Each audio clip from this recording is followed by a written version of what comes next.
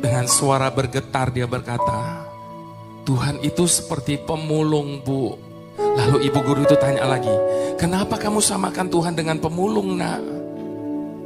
Sambil menitikan air mata, anak itu berkata, pemulung memungut sesuatu yang tidak berguna, membersihkannya, dan menjadikannya sesuatu yang berguna.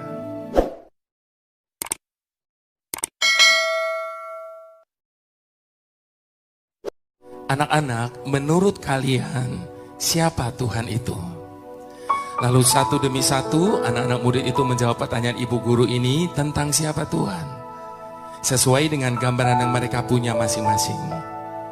Seorang anak yang ayahnya seorang hakim, dia berkata Tuhan itu seperti hakim, Bu, karena satu hari dia akan menghakimi seluruh umat manusia.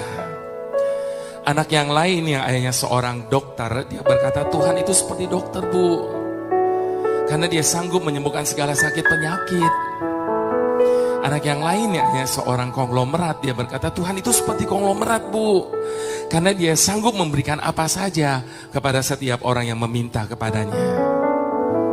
Demikian satu demi satu, anak-anak murid itu menjawab pertanyaan ibu guru ini tentang siapa Tuhan, sesuai dengan gambaran yang mereka punya tentang ayah mereka masing-masing. Lalu tiba giliran kepada anak yang terakhir, Bapak Ibu Saudara.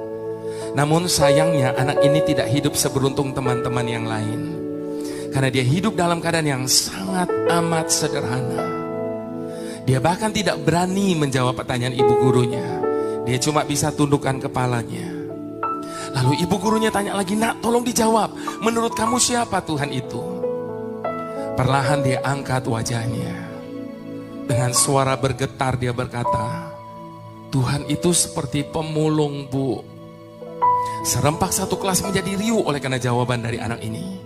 Lalu ibu guru itu tanya lagi, kenapa kamu samakan Tuhan dengan pemulung, nak?